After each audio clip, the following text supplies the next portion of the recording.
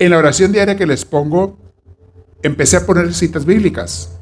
Y a veces, el otro día me dio mucha risa porque me dicen unas personas de una comunidad de México, me dicen, ay, padre, nos aventó un chorro de citas, calmado, calmado. Dice, no, ya no puedo. Hubo una oración que les mandé como 4 o 5 citas bíblicas sobre el mismo tema.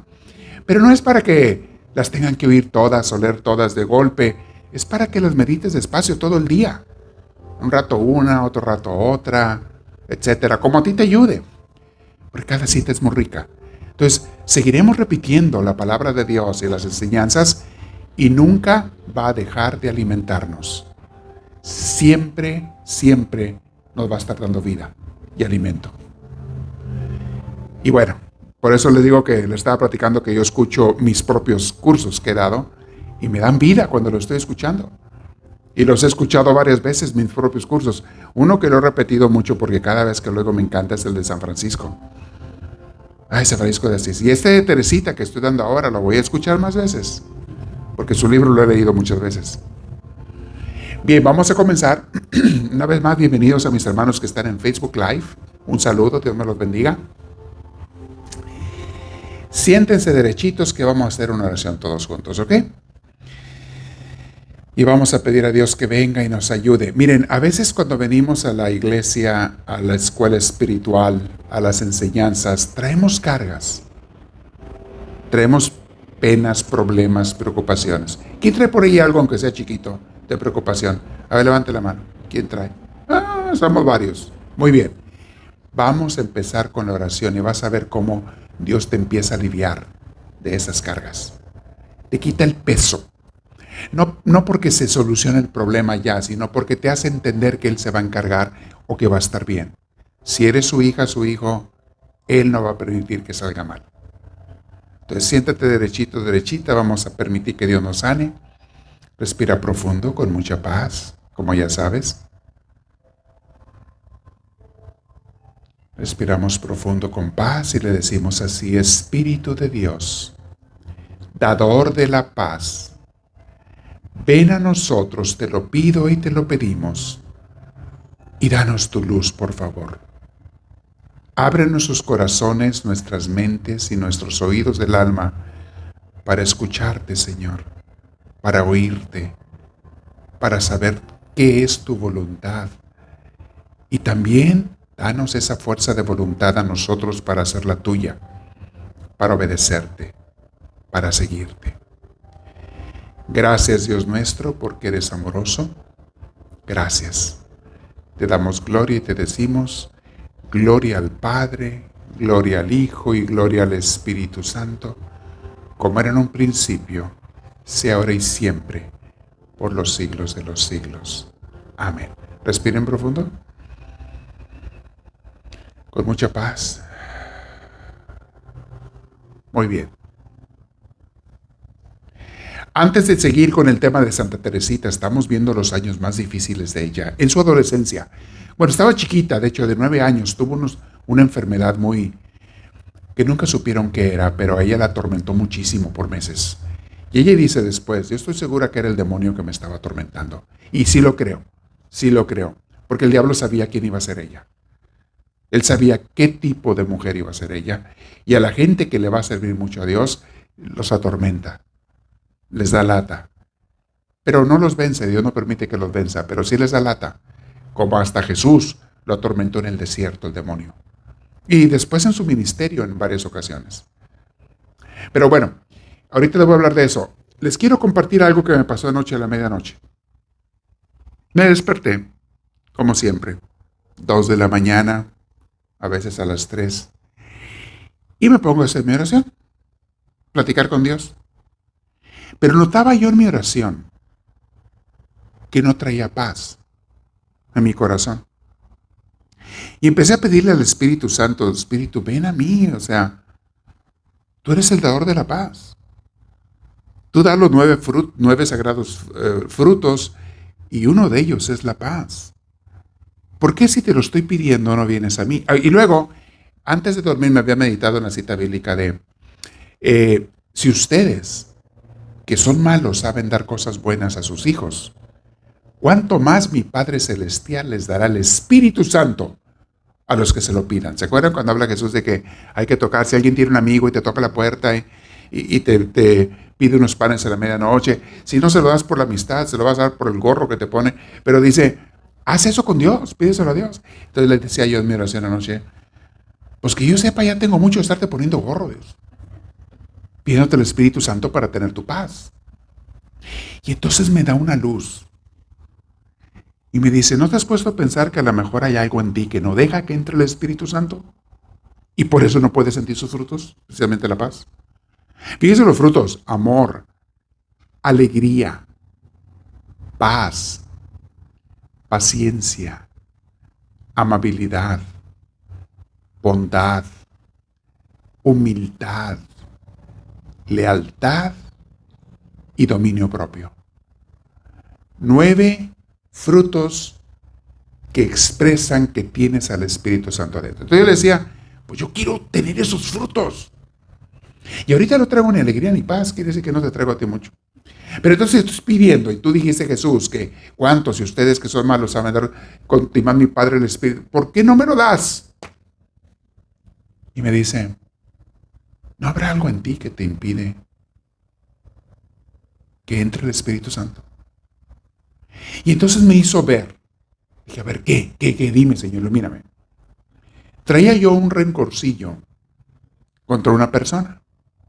Ni siquiera está aquí, o sea, es una persona de lejos, pero que hace cosillas que no están bien. Y traía yo ese rencor, así como que muy escondido. Y me acordaba, cuando me acordaba de la persona, me daba pues ese coraje, pero luego lo olvidaba, pero inconscientemente ahí anda el rencor. Y eso me impedía recibir al Espíritu Santo. Y me hizo ver Dios mi alma como una nube blanca, o como una bola de algodón blanca. Me hizo verla como una nube de algodón, así digo, una bola de algodón blanca, pero con unas manchas negras. Sí, paz, como que le había caído tinta negra, paz. Y esa tinta negra son los rencores. Entonces tu alma, los rencores que no quieres quitarte. Entonces dije yo, ok, Señor, ok, no me había dado cuenta. No me había dado cuenta que traía ese rencor, no me había dicho consciente. Sí lo traigo, pero no me había dado cuenta. Ok, ¿cómo me lo quito si esta persona me cae regorda? Yo no lo quiero el rencor, échalo. Y me dice, ¿tú mismo lo has enseñado? ¿Cómo se supera un rencor?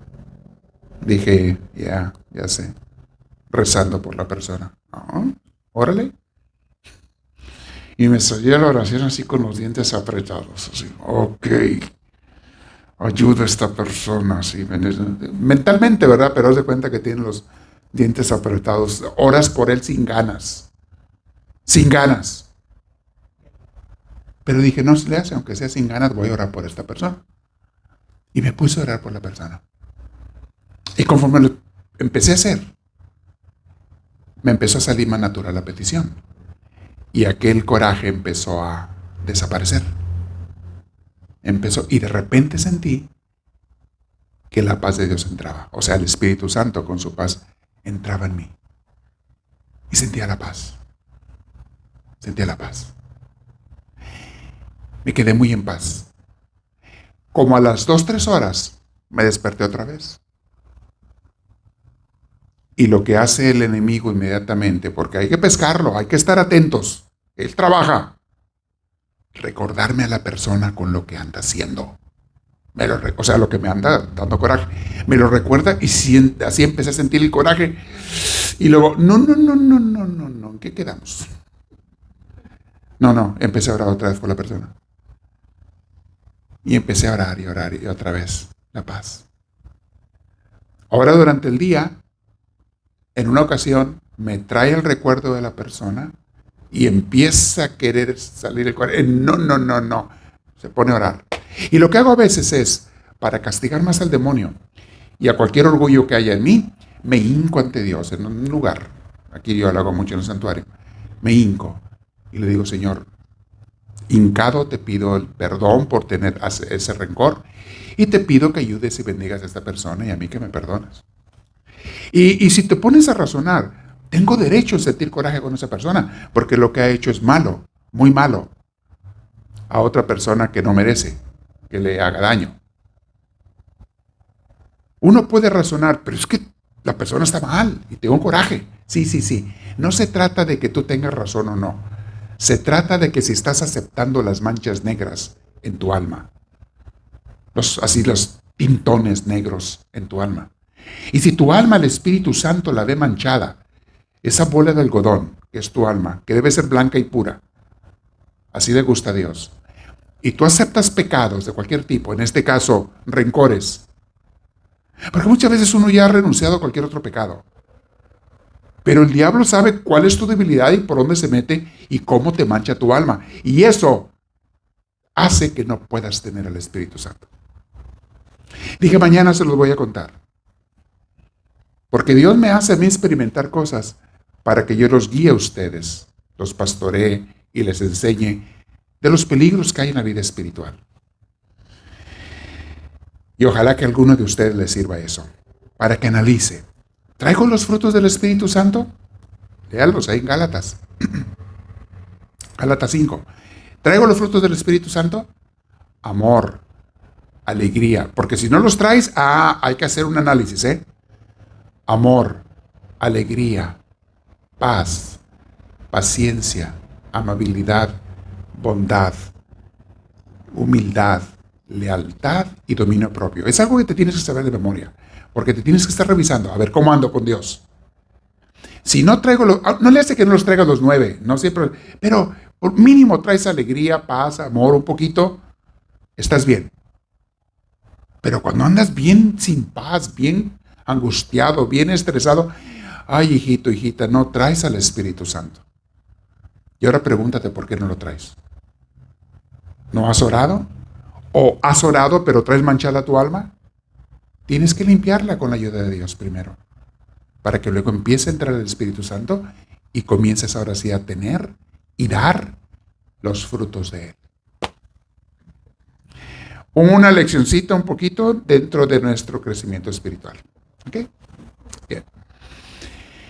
Vamos a... Ay, todos los días me da Dios mucho para darles, Y ahorita me estoy desahogando, me estoy descargando con tanta enseñanza que Dios me da para darles en las oraciones que les pongo todos los días. Ahí me estoy desahogando.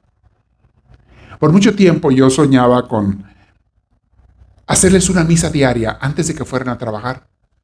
¿Cómo me encantaría, decía yo, que la gente viniera en la mañana, celebrar la misa y ahora les van a trabajar? Pero ya sé cómo es, van a venir 4 almas. La gente no viene. Sí, sí, sí. Vienen 2 y el perro de una ya son 3. Pero no más. Entonces, yo siempre decía, ¿cómo les doy todos los días? Quise poner Twitter. Porque con Twitter, a los que están anotados, a los que te siguen, pues les pones a cada rato una frase, una enseñanza, algo, y donde estés te llega. Pero mi gente no usa Twitter. Y entonces cuando empecé con las oraciones, al principio simplemente mi enfoque era, pues bueno, pura oración y ya, qué bueno, que la gente ore, muy bien. Pero poco a poco el Señor me ha llevado a que no sea pura oración, a que sea también enseñanza. ¿Y se han dado cuenta que cada día les doy una enseñanza de vida espiritual, una cita bíblica, la enseñanza de un santo, algo que te ayude para la vida? Ahorita estoy tocando el tema de la paz y las cosas que nos quitan la paz. Mañana voy a hablarles en la oración, déjenles adelanto. ¿Quieren saber de qué le voy a hablar mañana en la oración? Le voy a hablar de saber escuchar la voluntad de Dios. Pero para saber escuchar la voluntad de Dios, tienes que saber escuchar la voz de Dios. ¿Y qué es la cosa que te impide escuchar la voz de Dios? Y una vez que escuchas la voz de Dios y que aprendes, ok, ahora sí puedo escuchar o entender la voluntad de Dios. Porque cuando tú haces o tratas de hacer la voluntad de Dios, tu vida tiene paz. Pero no vas a entender la voluntad de Dios si no oras, si no lo escuchas. ¿Y cómo escucho a Dios? Oigan mañana la oración. No se la voy a adelantar. Y ¿saben? Me da Dios las inspiraciones y me pongo a teclear en la computadora las ideas antes de que se me olviden. Tampoco a teclearlas. Las escribo y luego después, a la hora de hacer la oración y la enseñanza, pues ya las tengo ahí, ya se las voy dando. lo que Dios me dio. Entonces no le celebro la misa todos los días, pero la enseñanza, la predicación, la homilía se las doy. Esas sí se las doy. Y ya el domingo hacemos unas misas bien bonitas. Pero todos los días de enseñanza. Yo les digo, por si hay gente que no, y pásenlo a más gente, porque cuánta gente pudiera beneficiarse. Pásenlo a más gente. Bueno, vamos con Teresita. Teresita, estamos viendo en su libro la parte donde narra su amistad con Celina. Me voy a brincar como 3 páginas, porque es donde ella habla muy hermosamente, pero todo tiene que ver con eso. Cómo ella y su hermana Celina, la que sigue para arriba de ella, que le llevaba 3 años y medio, cómo eran tan unidas. Eran uña y carne. Eran amigas íntimas. Y está hablando de eso. Y continúa aquí hablando de Teresita, pero luego va a pasar a otro punto. Dice así. Ciertamente, hablando de Teresita, nuestras alegrías eran comunes. Y así lo experimenté en el hermoso día de la primera comunión de mi querida Celina. Ahora, pongan atención. ¿Cómo veían estos santos, estas personas, la primera comunión? Porque hoy en día muchos niños no saben ni siquiera qué es la primera comunión. Y maestras, por favor pongan atención, porque esto le tenemos que enseñar a los niños. Exactamente esto. Una devoción, un amor, una expectativa, un deseo grande de recibir ese hermosísimo sacramento que es a Cristo en la Sagrada Comunión. Entonces vamos a escuchar cómo se expresa ella de cuando su hermana iba a hacer la primera comunión. Dice, repito esa frase, ciertamente nuestras alegrías eran comunes y así lo experimenté en el hermoso día de la primera comunión de mi querida Celina. No iba yo todavía a la abadía, o sea, a la escuela, no iba todavía a la abadía, pues solo tenía 7 años, pero he conservado en mi corazón el dulcísimo recuerdo de la preparación que usted, madre, su hermana Paulina, a la que le está escribiendo, que usted, madre querida, le había hecho hacer a Celina. Las hermanas mayores les daban clases en la casa de las hermanas menores, las preparaban por muchos días, las hacían retiros antes de hacer la primera comunión. Un retiro de 2 días. Se iban a veces a un convento. Todas las niñas que iban a hacer la primera comunión, y los niños aparte. Una cosa hermosa. Seguimos leyendo. Todas las tardes, usted, madre, la tomaba sobre sus rodillas y le hablaba del gran acto que iba a realizar. Yo escuchaba, ávida de prepararme también, pero frecuentemente usted me decía que me fuera porque yo era muy chica. Entonces me afligía mucho y pensaba que 4 años no era demasiado para prepararse a recibir a Dios. Una tarde, le oí decir que a partir de la primera comunión había que empezar una vida nueva. Fíjate lo que te enseña una niña. A partir de tu primera comunión vas a empezar una vida nueva con Dios. Qué hermosa enseñanza. Entonces inmediatamente tomé la resolución de no esperar hasta ese día, sino de empezar al mismo tiempo que Celina. Nunca me había dado cuenta que la quería tanto como durante su retiro de 3 días. Era 3 días el retiro que hacían para la primera comunión. Era la primera vez en mi vida que estaba lejos de ella, porque se iban a encerrar a un convento, que estaba lejos de ella, que no me acostaba en su cama. El primer día, olvidando que ella no volvería, yo había guardado un manojito de cerezas que papá me había comprado para comérmelas con ella. Y al ver que no regresaba, me puse muy triste. Papá me consoló diciéndome que me llevaría a la abadía al día siguiente a ver a mi Celina y que le daría otro manojo de cerezas. El día de la primera comunión de Celina dejó en mí una impresión semejante al de la mía. O sea, cuando ella hizo después su primera comunión. Al despertarme por la mañana, solita, en la ancha cama, me sentí inundada de alegría. ¡Es hoy! ¡Llegó el día! No me cansaba de repetir estas palabras. Me parecía que era yo quien iba a hacer mi primera comunión. Creo haber recibido grandes gracias ese día y lo considero como uno de los más hermosos de mi vida. Y fíjate, era la comunión de su hermana, no de ella. He retrocedido un poco para recordar este dulce y delicioso recuerdo. Ahora debo hablar de la dolorosa prueba que destrozó mi corazón, el corazón de Teresita, cuando Jesús le arrebató a su querida mamá, su Paulina, tan tiernamente amada. Su hermana, la segunda, que la hizo de su mamá, porque la adoptó, porque quedó huérfana. Y esa es la que le está escribiendo la carta. Pero ya cuando están en el convento. Cierta vez, ahí va a contar ella, cierta vez había dicho a Paulina que yo querría ser solitaria. Solitaria, les expliqué la vez pasada, son los monjes y monjas que viven en silencio. Se dedican a la pura oración y trabajo. Solitarios o solitarias.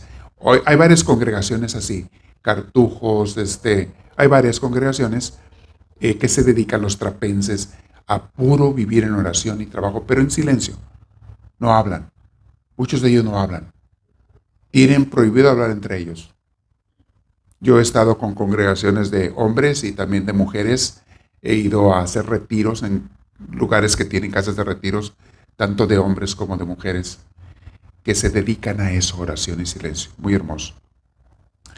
Bien, cierta vez había dicho yo a Paulina que yo quería ser solitaria, irme con ella a algún lejano desierto. Ella me había respondido que mi deseo era también el suyo,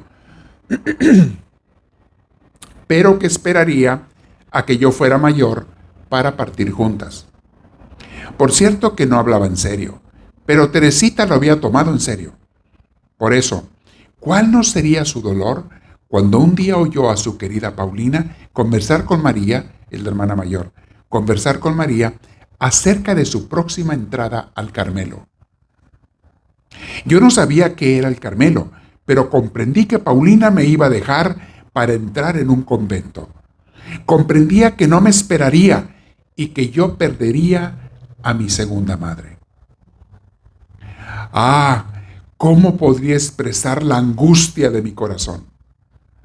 En un instante comprendí que lo que es la vida. Hasta entonces no me había parecido tan triste, pero ahora se me presentó en toda su realidad. Vi que la vida no es más que sufrimiento y separaciones continuas. Derramé lágrimas muy amargas, pues no comprendía aún la alegría del sacrificio. Era débil, tan débil que considero una gran gracia haber podido soportar un dolor que parecía estar muy por encima de mis fuerzas. Si me hubiese enterado poco a poco de la partida de mi Paulina, querida, tal vez no hubiera sufrido tanto, pero al saberlo por sorpresa, fue como si una espada se me hubiera clavado en mi corazón.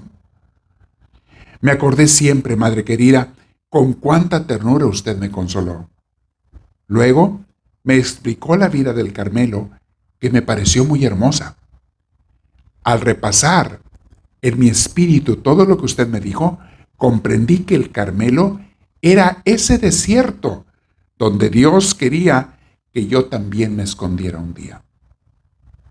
Lo comprendí tan fuertemente que mi corazón no dudó lo más mínimo. No era imaginación de niña que se deja arrastrar, sino la certeza de una llamada divina. Ahí tenía ella, cuando entró al Carmelo creo que tenía 9 años, su hermana cuando entró su hermana, ella, Teresita, tenía 9. Yo quería ir al Carmelo, no por Paulina, sino solo por Jesús. Pensé muchas cosas que las palabras no pueden expresar, pero que dejaron en mi alma una gran paz. Al día siguiente, confié mi secreto a Paulina, quien, considerando mis deseos como voluntad del cielo, me dijo que pronto iría con ella a ver a la madre priora del Carmelo, y que tendría que decirle lo que Dios me había dado a entender. Fue elegido un domingo para esta solemne visita. Grande fue mi perplejidad cuando me dijeron que María G., imagino que es la monjita, no sé, tenía que quedar, María G., alguien que iba con ella, tenía que quedarse conmigo, ya que yo era todavía muy pequeña para ver a las carmelitas. Sin embargo, era necesario que yo encontrase la manera de quedarme sola. Y esto es lo que se me ocurrió. Le dije a María que ya que teníamos el privilegio de ver a la Madre Priora, tal vez es su hermana mayor, no sé, teníamos que ser muy amables y educadas y por ello debíamos confiarle nuestros secretos. Por lo tanto, una y otra saldríamos por turno un momentito para dejar a la otra sola. María me creyó al pie de la letra y a pesar de su repugnancia de confiar secretos que no tenía, nos quedamos solas. Oh, no, es su prima, yo creo. María Guerín, su prima. Nos quedamos solas, una después de la otra, junto a nuestra madre. Después de haber oído mis grandes confidencias, es así como dice, mis grandes confidencias, la Madre María de Gonzaga, esa es la superiora, creyó en mi vocación, pero me dijo que no se recibían postulantes de 9 años y que había que esperar hasta que cumpliera mis 16. Me resigné a pesar de mi vivo deseo de entrar lo antes posible y de hacer mi primera comunión el día de la toma del hábito de Paulina.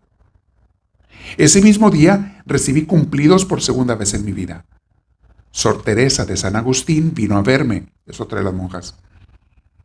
Vino a verme y no se cansaba de decirme que era muy simpática. Yo no contaba con venir al Carmelo a recibir elogios. Por eso, después del locutorio, le repetía a Dios incesantemente que era solo por Él que yo quería ser una monja carmelita.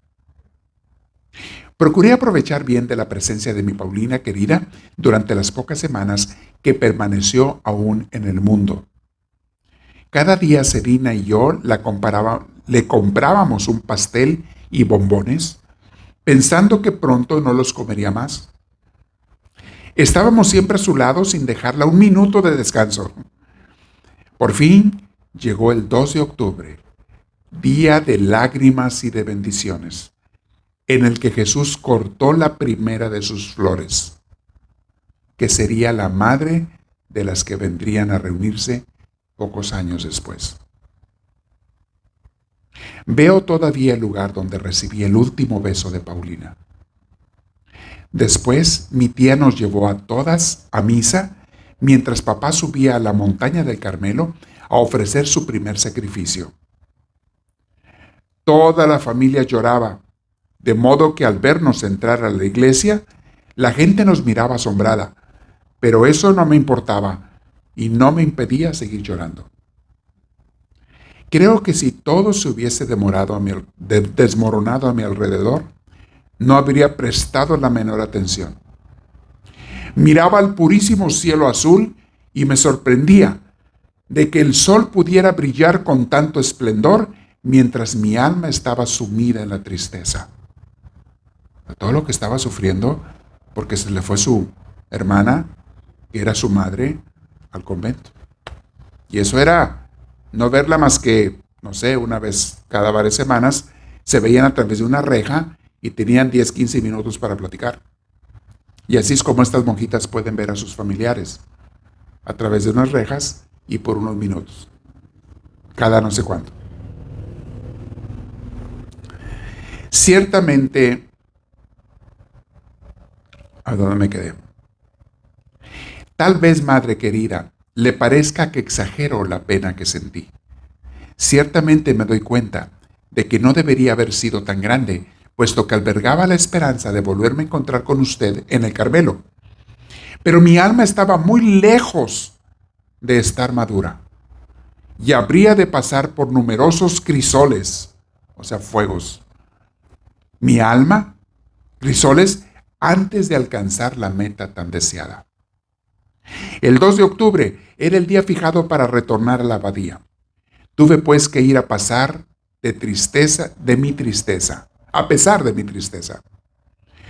Por la tarde mi tía vino a buscarnos para ir al Carmelo y vi a mi Paulina querida detrás de las rejas. ¿Cuánto he sufrido en ese locutorio del Carmelo? Así se llama, en donde se ven. Es un cuarto con las rejas. De aquel lado está el convento y las monjitas, de este lado los visitantes. Y esa área se llama el locutorio. cuánto he sufrido en ese locutorio del Carmelo.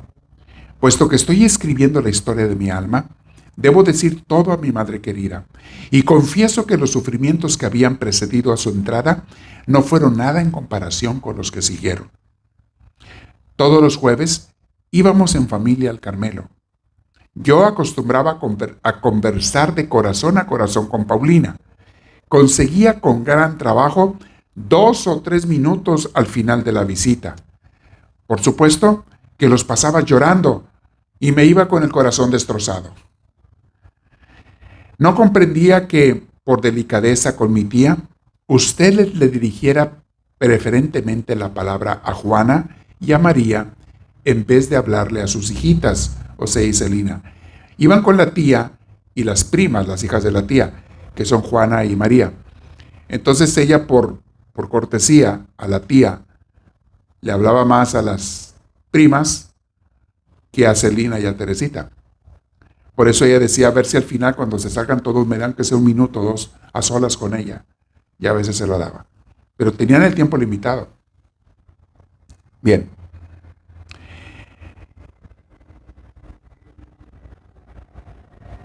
No comprendía y en el fondo mi corazón me decía, Paulina está perdida para mí. Es sorprenderte ver cuánto creció mi espíritu en medio del sufrimiento. Creció hasta tal punto que no tardé en caer enferma. Aquí viene la enfermedad de la que les hablaba. No tardé en caer enferma. La enfermedad que me atacó provenía ciertamente del demonio. Furioso porque usted había entrado al Carmelo, quiso vengar en mí el daño que nuestra familia le infligiría en el futuro. Él ignoraba, empero, que la dulce reina del cielo, está hablando de la Virgen María, velaba sobre su frágil florecilla, que le sonreía desde su trono en el cielo y se disponía a hacer cesar la tempestad en el momento en que su flor se fuese a quebrar sin remedio. Hacia fines del año, fui presa de un dolor de cabeza continuo, pero que casi no me hacía sufrir. Podía proseguir mis estudios y nadie se preocupaba por mí. Esto duró hasta la Pascua de 1883. O sea, en octubre entró su hermana Paulina. A finales del año, ella empezó a sufrir de la cabeza, dolores de cabeza, pero en la Pascua ya se le agravó, cuando dio la vuelta el año 1883. Como papá se había ido a París con María y Leonia, las hermanas mayores que quedan en casa, mi tía me llevó a su casa con Celina. Una tarde mi tío se puso a conversar conmigo acerca de mamá y del tiempo pasado, con una bondad tal que me conmovió profundamente y me hizo llorar. Entonces dijo que yo era demasiado sensible, que necesitaba distraerme y junto con mi tía resolvió proporcionarme algún pasatiempo durante las vacaciones de Pascua. Esa tarde teníamos que ir al Círculo Católico. Era un grupo que se juntaban en la iglesia. Pero a mi tía le pareció que yo estaba muy cansada y me hizo acostar. Al desvestirme sentí un temblor extraño y mi tía, creyendo que tenía frío, me envolvió en mantas y me rodeó con botellas calientes. Pero nada pudo disminuir mi agitación, que duró casi toda la noche. Mi tío, al regresar del Círculo Católico con mis primas y Celina, se sorprendió mucho de encontrarme en ese estado, que él juzgó ser muy grave, pero no quiso decir nada para no asustar a mi tía. Al día siguiente fue en busca del doctor Nota, quien, como mi tío, juzgó que yo tenía una enfermedad muy grave que jamás había atacado a una niña de tan corta edad. Todos estaban consternados. Mi tía tuvo que dejarme en su casa y me cuidó con una solicitud verdaderamente maternal. Cuando papá volvió de París con mis 2 hermanas mayores, Amada los recibió con cara tan triste que María creyó que yo me había muerto. Pero esta enfermedad no era para llevarme a la muerte, más bien era como la de Lázaro, para que Dios fuera glorificado. Lo fue en efecto por la conformidad admirable de mi pobre papá, que creyó que su hijita se volvería loca o se iba a morir. Lo fue también por la de María. ¿Cuánto sufrió María, su hermana mayor, por mi causa? ¿Cuánto le agradezco todos los cuidados que me prodigó desinteresadamente? Su corazón le dictaba lo que yo necesitaba. Verdaderamente un corazón de madre. Ese sabe mucho más que el de un médico. Sabe adivinar lo que conviene a la enfermedad de su hijo. La pobre María se vio obligada a venir a instalarse en casa de mi tío, pues en ese momento era imposible trasladarme a Les Bissognets, la casa de ellos. Entre tanto, se acercaba la toma de hábito de Paulina. Evitaban mencionarla en mi presencia, pues sabían la pena que sentía por no poder ir. Pero yo hablaba de ello a menudo diciendo que estaría bien, como para ir a ver a mi Paulina querida. Y así fue.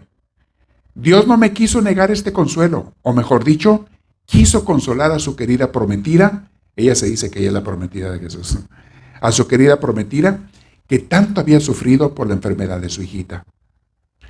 He observado que Jesús no quiere probar a sus hijos en el día de sus casorios o esponsales. Esta debe ser una fiesta sin nubes, un anticipo de los gozos del paraíso. ¿Qué acaso no lo ha demostrado ya 5 veces? Hablando por las 5 hermanas. Cada que se consagraban, todo estaba bien. Las pruebas podían venir antes o después, pero el día de la consagración, de la toma de hábito, todo era hermoso. Y dice, es un anticipo del paraíso donde estaremos con Dios. Pude pues ese día abrazar a mi madre querida, sentarme en sus rodillas y llenarla de caricias.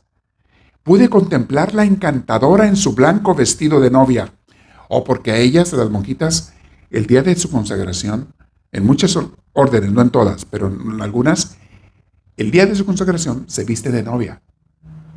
Les ponen un vestido de novia para que no se les olvide, simboliza su matrimonio con Jesús, ese día que se consagran para toda la vida, su matrimonio con Cristo. A eso se refiere con su vestido de novia. Y ya después de que pasa la ceremonia, pues se ponen su hábito de monja, pero para la celebración se ponen de novia. Vamos a ver dónde me quedé. Pude contemplarla encantadora en su blanco vestido de novia. Fue un día luminoso, en medio de mi oscura prueba, pero ese día pasó muy rápido. Pronto tuve que subir al coche que me llevó muy lejos de Paulina, muy lejos de mi Carmelo querido. Llegamos a los Bissognets. Me hicieron acostar a mi pesar, pues yo aseguraba estar perfectamente curada y no necesitar ya ningún cuidado. ¡Ay! Estaba solo el comienzo de mi prueba. Al día siguiente tuve una recaída y la enfermedad se tornó tan grave que según los cálculos humanos no podría sanar. No sé cómo describir tan extraña enfermedad. Ahora estoy persuadida de que era obra del demonio, pero por mucho tiempo, después de haberme sanado, creí haber fingido mi enfermedad y esto constituyó un verdadero martirio para mi alma. Aquí viene otro sufrimiento, pero ya es moral que ella sufrió. Porque el diablo, después de que se sanó, y ahorita va a hablar de cómo se sanó, la Virgen la sanó, el diablo le hizo creer, ¿sabes qué? Todo era falso, tú te lo imaginaste. Y era para engañar a la gente. ¿Ves qué falsa eres? Eres falsa, eres mentirosa, tú no mereces a Dios. Y por ahí la atormentaba el diablo. Y la atormentó por años hasta que entró al convento, que su confesor le aclaró. El padre, que era su director espiritual y confesor, le dijo, no, amiga, eso no es así. Es el enemigo que te está atacando. Tú no fingiste aquello, lo tenías. Según estudios modernos, ya que la medicina está más avanzada, se cree que lo que ella sufrió fue ansiedad, nervios, por la pérdida de su hermana Paulina que se fue al convento, que era su madre. Era la segunda vez que perdía a su madre. O sea, una depresión que le pegó total, que le causaba calenturas, le causaba dolores de cabeza, estuvo tirada en cama, y los médicos decían que se iba a morir, que no iba a superar eso. De hecho, muchos pensaban que se iba a morir, que se puso bien, bien mala. Vamos a seguir leyendo. Se lo manifesté a María, o sea, su hermana mayor, esos conflictos de conciencia después, cuando ella se había curado, ¿verdad? Se lo manifesté a María, quien me tranquilizó lo mejor que pudo con su bondad acostumbrada.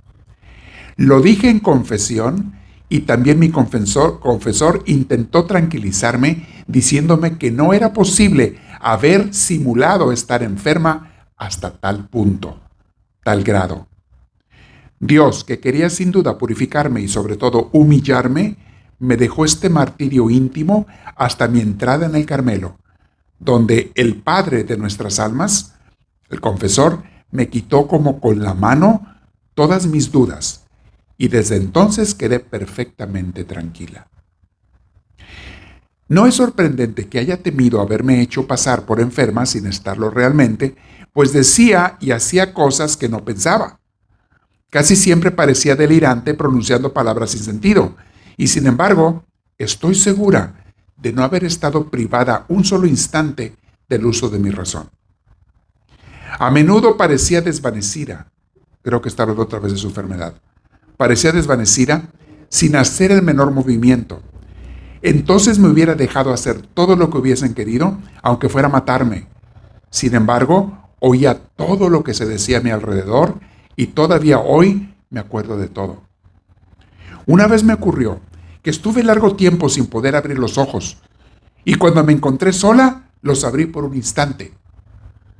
Creo que el demonio había recibido el poder exterior sobre mí, pero que no podía acercarse a mi alma ni a mi espíritu, salvo para inspirarme terrores grandísimos de ciertas cosas, por ejemplo, de remedios muy sencillos que en vano trataban de conseguir que aceptara. Pero si Dios permitía al demonio que se me acercara, me enviaba también ángeles visibles. María, mi hermana, estaba permanentemente junto a mi cama, cuidándome y consolándome con la ternura de una madre. Jamás manifestó el menor fastidio, y sin embargo, yo la mortificaba mucho, pues no soportaba que se alejara de mí.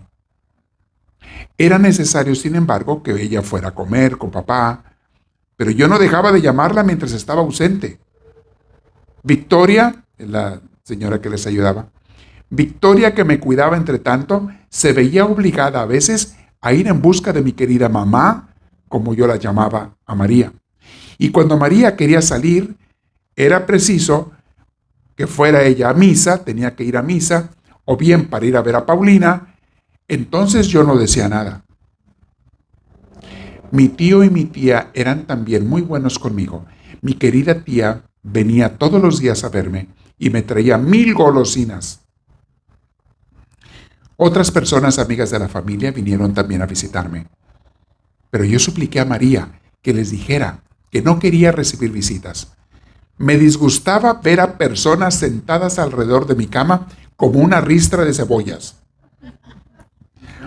y mirándome como a un bicho raro. La única visita que me gustaba era la de mi tío y de mi tía. No podría decir cuánto creció mi cariño para con ellos desde esta enfermedad. Comprendí mejor que nunca que no eran para nosotros parientes ordinarios. Nuestro pobre papá tenía mucha razón cuando frecuentemente nos repetía las palabras que acabo de escribir. Más tarde comprobé que no se había equivocado, y ahora seguramente protege y bendice a quienes le prodigaron tan grandes cuidados. Yo estoy aún en el destierro. Así le llama ella a la vida, ¿eh? ¿Se acuerdan? El destierro. Aquí no es la vida, aquí es el destierro. La vida de veras es cuando nos vayamos con Dios. Noten la visión espiritual de esta muchacha. Esta vida es un destierro. Nosotros estamos al revés. No, esta es la vida y no me quiero morir. Aquí me quiero quedar. Ella no, al revés. Esto es un destierro y quiero ya estar con mi Señor. Les he platicado y más adelante vamos a llegar a ese punto. Cuando ella descubrió que tenía una enfermedad de tuberculosis y que era mortal, en vez de asustarse, se alegró. Dijo, ya me está llamando mi Señor. Ahora sí es en serio. Y tenía 24 años de edad. 23 cuando le empieza la enfermedad. 23. Y le dio gusto. Tosió sangre.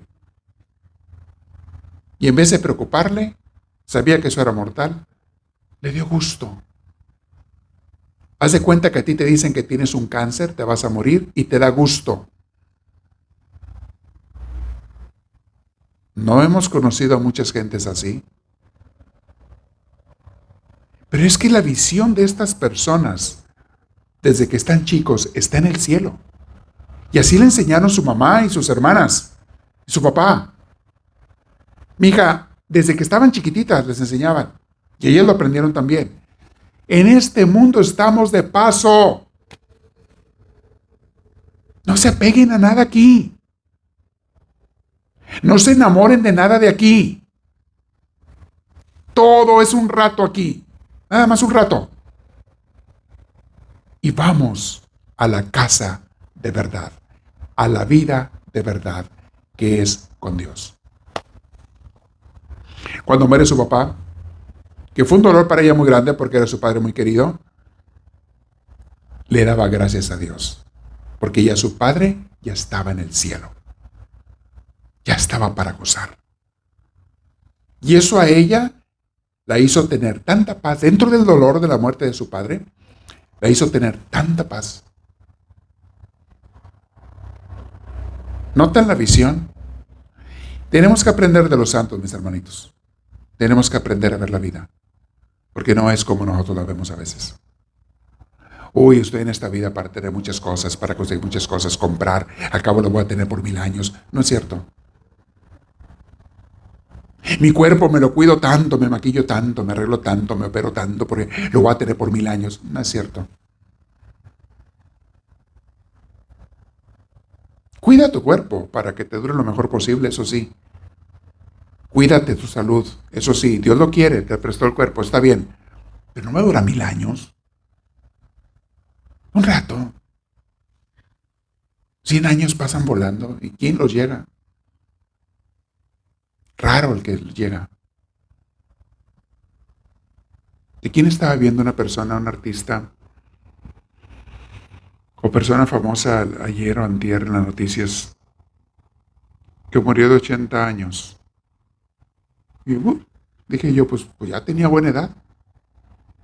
Ahorita es común que alguien se muere de 80 años, 85 años. Claro, hay quien dura 90 más, pero 80 es buena edad. No está tan mal. Si Dios quiere. Ay, ya me faltan 2, dice alguno por ahí. Otro dice, ya me pasé. Ey, es cuando Dios quiera, no te apures. Pero piensa como los santos. Piensa como ellos. Aquí estamos de paso. Vamos a gozar de lo mejor que pueda haber. El cielo, de la presencia de Dios. Piensa como ellos. Algunos de repente van a encontrar que les cuesta mucho pensar así. Porque tenemos tantos años pensando que nos vamos a quedar aquí 1000 años. Y aunque en el fondo sabemos que no es cierto, queremos pensar como que sí es. Queremos sentir como que sí es. A mí no me hablen de la muerte. En la cultura americana, sobre todo en las personas mayores, generaciones ya mayores, no tanto los jóvenes hoy en día, pero había mucho el no hablar de la muerte, la tendencia de él. Y un día, un padre me dijo, estamos dando un curso acá en una parroquia de Newport Beach, una parroquia que está ahí, María de los Ángeles se llama, Our Lady Queen of Angels creo que se llama. Estamos invitando a sacerdotes de la diócesis de aquí de Orange. Era cuando estaba trabajando en una parroquia en la diócesis.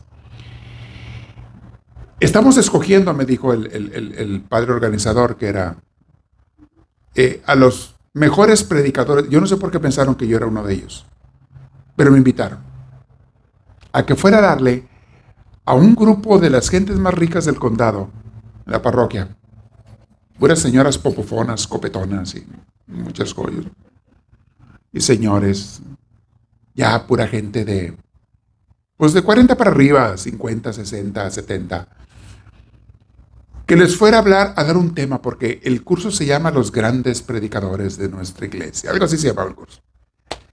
Y dije yo, ¿tú tú. Entonces, pues en las parroquias donde estaba se llenaban a reventar de gente. Y pues decían, pues ha de hablar más o menos. Y dije, bueno, pues si quieren. No me gusta la idea, pero pues voy. Y en inglés. Porque era un grupo de americanos. ¿Y de qué quieren que les hable? Tú escoges el tema, me dijeron. Yo escojo el tema, sí. Y me puse a pensar un día, ¿de qué les hablaré a estas gentes? Pues, ¿qué les puedo decir que no hayan oído ya? Dije, ya sé de qué les voy a hablar. Algo que ellos no oyen porque no les gusta oír. Les voy a hablar de la muerte. De eso les voy a hablar. De que todos van a petatear. Y de cómo tenemos miedo a hablar de la muerte porque no queremos aceptar la vida eterna. Y que estamos de paso. Dije, los voy a retar. No, dicho y hecho. Estaban con los ojos pelones cuando les di el tema. Y les hablé más o menos esto. ¿Por qué le tenemos tanto miedo a la muerte? Yo sé, es un instinto natural. Pero si tuviéramos fe, pensaríamos como los santos. Pues ¿qué? Pues vamos con Dios. No somos para esta vida.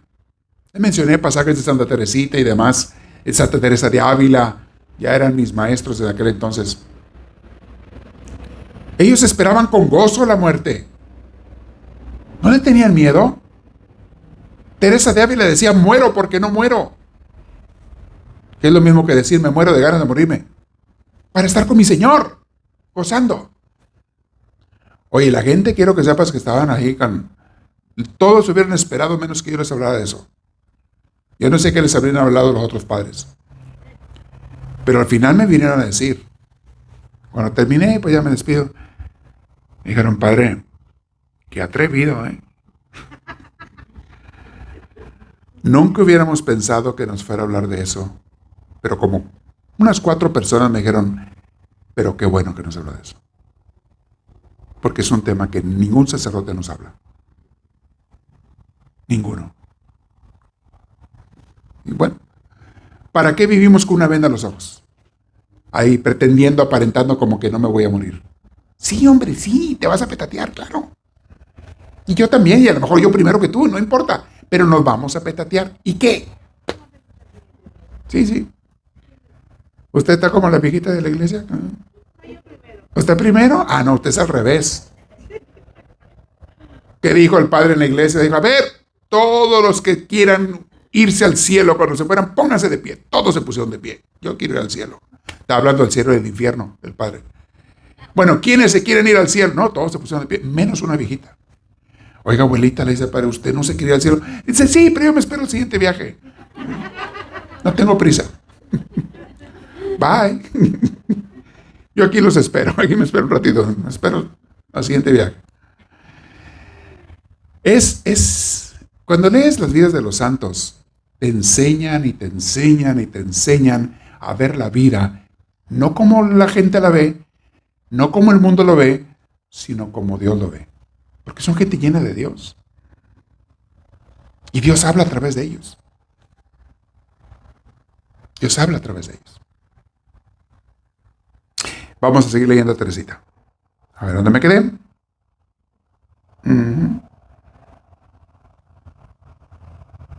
Ok, voy a repetir esa frase. Dice, yo estoy aún en el destierro y no sabiendo demostrar mi agradecimiento, no tengo más que un medio para aliviar mi corazón. Rezar por mis parientes a quienes tanto amo, que fueron y todavía lo son, tan buenos para conmigo. Está viendo los que lo trataron cuando estaba enferma. Leonia, es la del medio, es la tercera hermana.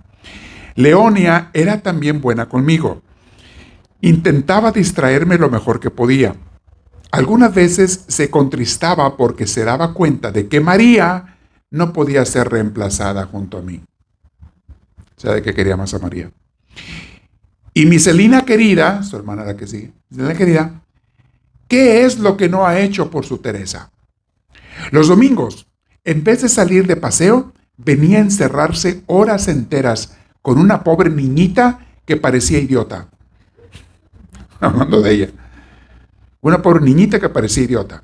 Verdaderamente era necesario mucho amor para no huir de mí. Mis queridas hermanitas, cuánto las hice sufrir. Nadie les había causado tantas penas como yo y nadie había recibido tanto amor como el que ustedes me prodigaron. Felizmente, tendré el cielo para vengarme. Mi esposo es muy rico y yo sacaré de sus tesoros de amor a fin de devolverles 100 veces más por todo lo que han sufrido por mi causa. Ustedes, sus hermanas. Durante mi enfermedad, mi mayor consuelo era recibir una carta de Paulina. Estaba en el convento. La leía, la releía, hasta aprendérmela de memoria.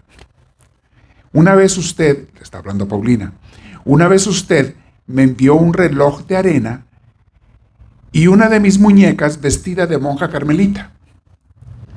Es imposible expresar mi alegría. Mi tío no estaba contento con eso. Decía que en vez de hacerme pensar en el Carmelo, habían de alejarlo de mi mente. El tío no quería que ella fuera monja. Pero yo, por el contrario, sentía que era la esperanza de ser un día carmelita lo que me hacía vivir.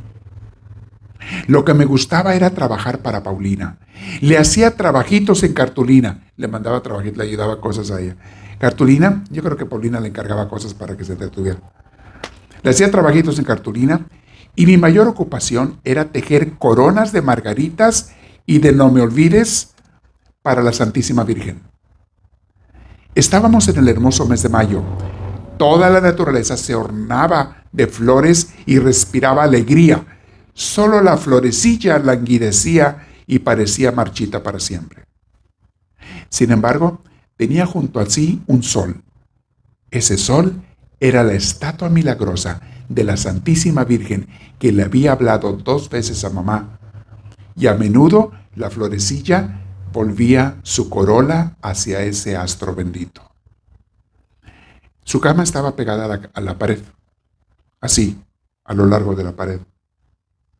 Ahí me tocó estar en su casa, en Lisieux. Y una cama chiquita pegada a la pared, y aquí arriba le habían puesto la estatua de la Virgen de las Victorias, que es la patrona de Francia. Tiene mucha devoción la Virgen de las Victorias en Francia. Y es una imagen bonita, una estatua tenía ella arriba, que esa estatua le había hecho, decía la mamá, milagros a la mamá. Y entonces ella dice, yo volteaba a verla para pedirle. Y esa estatua va a ser muy importante en esta sanación de Teresita. Voy a leer un párrafo más, se nos está acabando el tiempo. Un día vi que papá estaba en el cuarto de María, donde yo estaba acostada. Le dio algunas monedas de oro con una expresión de inmensa tristeza y le dijo que escribiera a París, pidiendo que se dijeran unas misas en honor de Nuestra Señora de las Victorias para que sanara a su hijita. Cuánto me conmovió ver la fe y el amor de mi rey querido.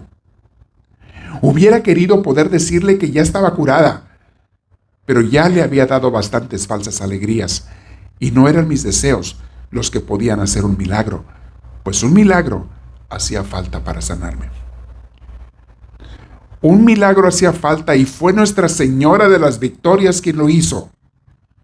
Un domingo, aquí va a contar, durante la novena de misas, porque mandó decir a Francia, donde estaba la iglesia principal, de Nuestra Señora, a París, perdón, donde está la iglesia de Nuestra Señora de las Victorias, mandó decir una novena de misas. Y dice que un domingo, mientras estaba la novena de misas, María se fue al jardín, dejándome con Leonia, que leía junto a la ventana. A los pocos minutos empecé a llamar muy bajito, «Mamá, mamá». Leonia, que estaba acostumbrada a oírme llamar siempre así, no me hizo caso. Esto duró largo rato. Entonces llamé más fuerte y por fin María volvió. La vi perfectamente entrar, pero no podía decir que la reconocía. Y continuaba llamando cada vez más fuerte, «Mamá». Yo sufría mucho por esta lucha forzosa e inexplicable. Y María sufría tal vez más que yo.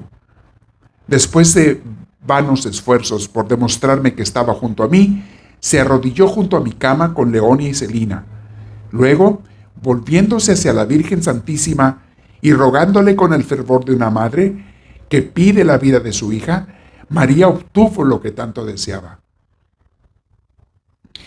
No encontrando ningún socorro en la tierra, la pobrecita Teresa también se había vuelto hacia su Madre del Cielo y le rogaba de todo corazón que tuviese por fin piedad de ella.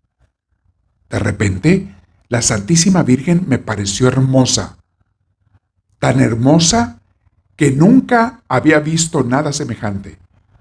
Su rostro irradiaba bondad y ternura inefables, pero lo que me llegó hasta el fondo del alma fue la encantadora sonrisa de la Santísima Virgen. Entonces, todas mis penas se desvanecieron. 2 gruesas lágrimas brotaron de mis ojos y corrieron silenciosamente por mis mejillas, pero eran lágrimas de purísimo gozo. Pensaba, la Santísima Virgen me ha sonreído. ¡Qué feliz soy! Pero jamás se lo diré a nadie, pues entonces mi felicidad desaparecerá. Sin ningún esfuerzo bajé la vista y vi a María que me miraba con cariño. Estaba emocionada y parecía sospechar la gracia que la Santísima Virgen me había concedido. A ella, a sus ruegos conmovedores, debía yo la gracia de la sonrisa de la Reina de los Cielos. Al ver mi mirada fija en la Santísima Virgen, se había dicho, Teresa está curada. Sí, la florecilla iba a renacer a la vida. El rayo luminoso que la había reanimado ya no dejaría de prodigar sus favores. No actuó de golpe, sino lentamente, suavemente. Hizo que su flor se levantara y la fortificó de tal manera que 5 años después florecía en la montaña fértil del Carmelo. Como ya lo dije, María había intuido que la Santísima Virgen me había concedido alguna gracia secreta. Por eso, cuando nos quedamos solas, me preguntó qué había visto yo y no pude resistir a sus preguntas tan cariñosas e insistentes. Asombrada al ver que mi secreto había sido descubierto sin que yo lo hubiese revelado, lo confié por entero a mi querida María. ¡Ay! Como lo había presentido. Mi felicidad iba a desaparecer y se cambiaría en amargura. Durante 4 años, el recuerdo de la gracia inefable que había recibido fue para mí una verdadera pena interior. Solo a los pies de Nuestra Señora de las Victorias volvería a encontrar la felicidad que entonces me fue devuelta en toda su plenitud. Hablaré más tarde de esta segunda gracia de la Santísima Virgen María. Y aquí terminamos hoy.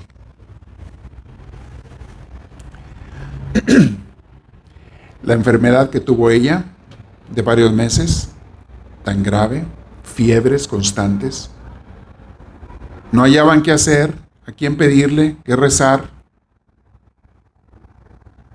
Y cuando mandaron pedir esa novena de misas a Nuestra Señora de las Victorias, a París, su papá, en esos días le pasó este milagro. Y esa estatua, cuando tú vas al Lisieux, puedes entrar al convento a la parte donde está el templo, porque le hacen misa para el pueblo. Está un santuario.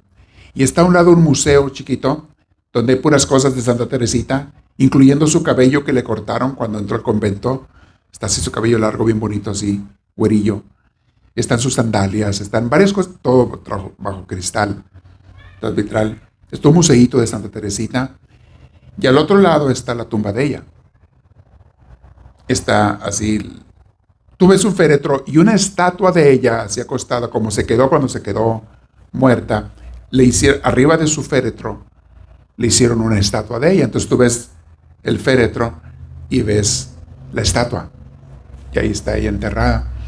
Y hay unas rejas, no puedes arrimarte. Puedes ver a través de las rejas, pero no te puedes meter ahí. Y ahí va la gente a hacer oración. Ahí fui yo a hacer oración. Y para mí fue una experiencia enorme. Y a un lado, así en la pared, como estaba su cama, ahí está la estatua de la Virgen de las Victorias que la sanó. La tienen ahí en la pared, hicieron una repisa y está viéndola a ella, o sea, la tumba, donde está el féretro. Ahí tienen esa estatua. Es blanca, como si fuera mármol blanco, así, más o menos. Bueno, yo no sé ustedes, pero yo me emociono. Y he leído esto tantas veces. Y cada vez que lo leo me da otra vez luz. Y me pongo a pensar, la sanó, le dio ese milagro, fue algo hermoso. Y unos años después murió. Porque Dios te puede dar milagros, te sana, pero no quiere decir que te vas a quedar aquí 1000 años. Simplemente te da una extensión. ¿Por qué? Porque Él así quiere. Bien se podía haber muerto Teresita. En aquel entonces no había medicina como hoy en día, ni hospitales como hoy. Pero no murió. En ese momento no. Y fue algo hermoso. Pero de estar escuchando su vida, sus escritos, yo no sé ustedes, pero a mí me brota la ternura, el amor por Dios. Me contagia, Teresita, es lo que hace. Cuando está hablando ella, te contagia. Yo les diré a ustedes, déjense contagiar. Hay gente que tiene la mente dura, no quiere aceptar cosas. No, eso sería ella, pero yo no. Déjate que Dios entre en tu corazón. Que Dios te toque, te quite el corazón de piedra y te ponga un corazón de carne. Déjate tocar de Dios. Déjate bendecir de Dios. Bueno, ¿alguna pregunta en esto el día de hoy? Antes de terminar con la oración final. Mis hermanos en línea pueden escribir preguntas si acaso las tienen. Pero solo los que están en vivo, en grabación, pues obviamente ya no las puedo contestar. Pero en vivo sí. ¿Sí? Ah. Dice que sobre la paciencia. A ver, déjenle paso el micrófono porque si no, no va a salir, no lo van a escuchar las gentes ni tampoco en la grabación. Gracias. A ver, ahí paso nada más. ¿Sí? Habló sobre la paciencia. La paciencia. He estado trabajando con una persona que es egipcia. Ajá. Y he tomado mucha paciencia, pero hoy fue el día más difícil y ya mejor lo voy a dejar porque ya no puedo, porque si no lo voy a hacer cargar. Digo, de verdad que he pedido por él, pero yo digo, a lo mejor soy yo, ¿no? Pero ya le pregunté a las demás cocineras y todos hablan bien feo de él. Digo, no, yo ya no puedo más. Hasta me sentía yo ya desesperada. Sí, depende de la situación, pero hay veces en que una persona así te enseña a ser paciente. Y depende de la situación y el caso. Hay gente que es imposible, ¿verdad? De plano, pero normalmente Dios te permite esas situaciones con esas personas. Le voy a platicar. Había un grupo donde yo visitaba antes cuando era seminarista, grupo de Biblia, que nos juntábamos en casas, igual que nos hacemos ahora en comunidades. Iba yo a darles clases y todo. Y había un señor allí en ese grupo. Ay, Dios mío, que a todo mundo nos colmaba la paciencia, porque era un sábelo-todo. Él sabía todo y no sabía nada, o casi nada. Sabía unas cositas. A todo quería contestar y todo quería él dar la respuesta y tener la palabra final. Hasta a mí me quería corregir. Iba mi padre formador, que había formado grupos, hasta él lo quería corregir. Él sabía todo. Y se salía en un tema si hablaban no sé, de matemáticas, él sabía todo. Y si hablaban de biología, él era el experto. Y no era cierto, él tenía una carrera, pero él creía que quería impactar a todos. Y la verdad que molestaba. Entonces varias gente se quejaba con el padre y conmigo. Oye, ya no aguantamos a este señor. Aparte nos interrumpe, no nos deja ni hablar, no deja escuchar el tema, siempre está metiendo su cuchara y dice puras tonterías, revuelve cosas unas y otras. Y el padre nos dijo una cosa. Él nos está fortaleciendo la paciencia. Dios lo está usando a Él para que seamos personas de más paciencia. Bueno, hasta donde pueda. Nada más hasta donde pueda. Usted decida hasta dónde puede llegar. Eso cada quien. ¿Sí? Y no se preocupen más. Pero muy buen punto. ¿Sí? Ahí está. Adelante. Una pregunta. Ajá. En la oración de uno es malo que uno le pida a Dios, Señor, yo sé que tú tienes mi tiempo, me voy a morir porque sé que me voy a morir. Ajá. Pero si yo te pido que me dejes más años de lo que tú tienes, ¿me lo concederías? ¿Y eso es malo? No, ¿por qué? No, ¿por qué va a ser malo? De hecho, no, es bueno, pide lo que tú quieras, pero siempre terminar que se haga tu voluntad, no la mía, ¿ok? Que se haga tu voluntad, no la mía, pero no, está bien que se lo pidas, mientras estés de acuerdo con su voluntad. No, el otro día me tocó una persona que me preguntó al revés. Yo le pido a Dios que ya me lleve, ¿es malo? No, digo, depende por qué lo hagas. Los santos querían ir ya con Dios porque amaban a Dios. Y esta persona dice, pues yo siento que ya cumplí con mi obra en la tierra, que ya terminé lo que tenía que hacer, y ya que Dios me lleve. Y bueno, tú le puedes decir a Dios, si es tu voluntad, pero si me tienes aquí, hazme vivir bien y estar en paz y hacer lo que quieras que haga bien. Siempre sometiéndonos a Él, pero no es malo. Los santos le pedían a Dios ya irse, otros le pueden pedir, no, déjame más tiempo. Está bien, puedes pedirlo. Mientras le digamos, pero que se haga tu voluntad, Señor. Tenemos que someternos a Dios. Muy bueno, muy interesante. Muy bien. ¿Alguien más? Sí, allá mero atrás está. En la cocina. Ah, no. O acá.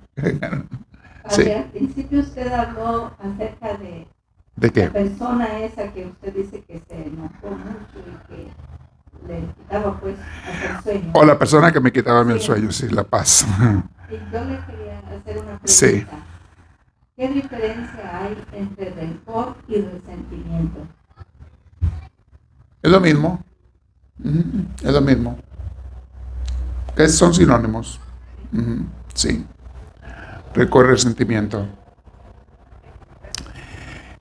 Sí, lo uso como sinónimos. Muy bien. Y hay que evitarlos, ¿eh? Hay que evitarlos porque no te dejan tener al Espíritu Santo. Te los digo por experiencia. No te dejan tener la paz de Dios. Cuando tienes un rencor, analízalos, descúbrelos, pídele a Dios que te ilumine. Y ¿sabes? Le digo una cosa, todos tenemos gente que nos ha hecho daño. Todos. ¿Cierto o no es cierto? Y también te digo una cosa, también hay gente que tiene rencor contra ti, igual. Así como tú tienes contra otros, otros tienen contra ti, igual. Con razón o sin razón, hay de los dos. Así es que, pero si tú descubres los que tú tienes y pides la sanación a Dios y ora por las personas, aunque te cueste. Y eso es lo que va a hacer que sanes. Lo que va a hacer que Dios te sane. ¿Sí? ¿Sí? Adelante. En un momento usted mencionó cuando Teresita estaba enferma, Sí. que el demonio no podía tocarle ni Su alma. ni su espíritu. Ajá. Son cosas diferentes. Mira, cuando hablas de alma y de espíritu, hay muchas etimologías diferentes, depende a quién le preguntes. Hay unos que dicen espíritu es una cosa, alma es otra, sobre todo en la cultura americana y en el cristianismo americano, no tanto católico, sino el protestantismo americano, distinguen entre una y otra. Y le llaman alma a las emociones y espíritu a lo que le llamamos alma, o al revés. Hay muchas, depende a quién le preguntes, es como lo distinguen. Yo para mí es lo mismo, lo que tú tienes, alma y espíritu. En cuanto al significado de las palabras, cuando hablas de espíritu se puede referir a muchos espíritus, el tuyo, el de otros, los espíritus celestes, espíritus que están con Dios, espíritus del diablo. Cuando hablas de espíritu es una palabra muy genérica. Cuando hablas de alma, nos referimos a los humanos, el alma que tenemos los humanos. Entonces es un término un poquito más concreto. Pero para mí, Es lo mismo mi espíritu y mi alma. Para mí es lo mismo. Yo no revuelvo y yo no digo, hay gente que dice que los sentimientos y las emociones son el espíritu o el alma. No, no, no, no. Para mí es tu alma, eres tú, el tú que sigue viviendo para la eternidad. Porque el cuerpo desaparece, se hace polvo. Pero tú, el tú de verdad, tu conciencia, que es donde está también tu mente, o los pensamientos, pues, no los pensamientos, tu conciencia, la mente es otra cosa. Pero tu conciencia, el estar consciente de las cosas, el que eres tú, ese es para siempre. Y eso es donde está tu alma, tu espíritu. ¿Sí? Muy bien. Sí, pero la pregunta a ciertos maestros o predicadores, y acá, diácono, te van a decir 1000 cosas diferentes sobre alma y espíritu. Levanta la mano. Ahí está. Sí. Ahora le puedo hacer una pregunta. Sí. sobre el tema. A ver, nomás que no esté tan fuera, pero... Quiere decir la palabra apóstata. Apóstata y apostasía es una palabra que utilizan mucho los hermanitos protestantes para referirse a las personas que abandonan la fe, las personas que abandonan la iglesia. Entonces, por ejemplo, se habla de en las primitivas comunidades cristianas, había gente que empezaba a caminar con los primeros cristianos y luego abandonaban la fe, se retiraban. Eso es un apóstata.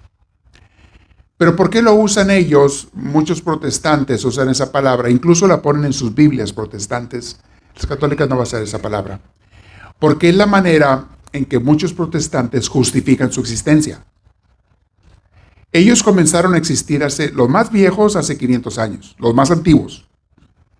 Y la gran mayoría de ellos empezaron a existir sus iglesias, sus comunidades, hace 100, hace 50 años.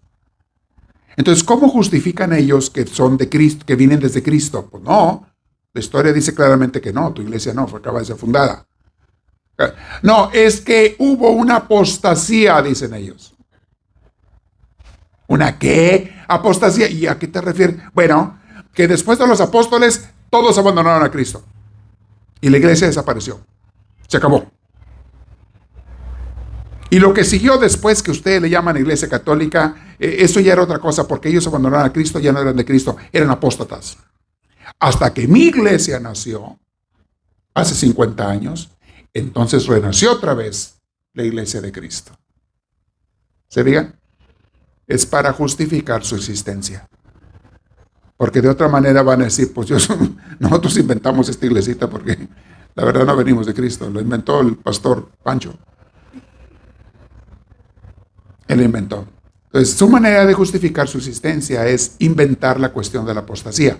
Entonces, ellos usan mucho esa palabra, algunos de ellos, para decir que ellos sí son, y los católicos, que en realidad tenemos 2000 años, no, ustedes no son, porque ustedes son apóstatas. Ustedes abandonaron la fe. ¿Quién te dijo tú? Si somos los que te lo enseñamos, los que te dimos la Biblia. Pero bueno, eso es la palabra apóstata. ¿Ok? Sí. ¿Hay una pregunta así? A ver, léela. Aquí te va a tener. Ahí lo puedes decir en voz alta, fuerte. Al cabo te viene ahí. Si eres un pecador y que ha cometido asesinato, etc., Dios perdona y se va al cielo, porque se dice mientras aceptas a Cristo en tu vida, antes de morir, ya eres salvo. Bueno, es la antigua pregunta de que si yo soy un pecador, incluso maté gente y luego me arrepiento, ¿me voy al cielo? Sí, si te arrepientes de verdad. ¿Te arrepientes de verdad? Bien, bien, bien. Con sinceridad, pides perdón. Dios te puede perdonar y sí podrás ir al cielo, pero no vas a entrar directo. No, ahí es donde existe el purgatorio. Tienes que purificar eso. Purificar lo que hiciste. Mucho mal. Directo no. Ahí es donde entras al purgatorio. Y después de un tiempo de purificación, que eso es el purgatorio, no es un tiempo, no es un lugar de castigo, es un lugar de retiro. Estás pidiendo perdón y orando y anhelando ser purificado para ya poder entrar con Dios. Y eso te lo va a dar la estancia en el purgatorio. Una vez que seas purificado, ya puedes entrar al cielo. Entonces la respuesta es sí. Aunque a algunos de nosotros no nos guste. Ahora, le voy a decir la verdad. Una persona que de veras hizo tantas maldades, no se arrepiente. Y te voy a decir por qué no se arrepiente. Porque el diablo no lo deja. Es del diablo esa persona.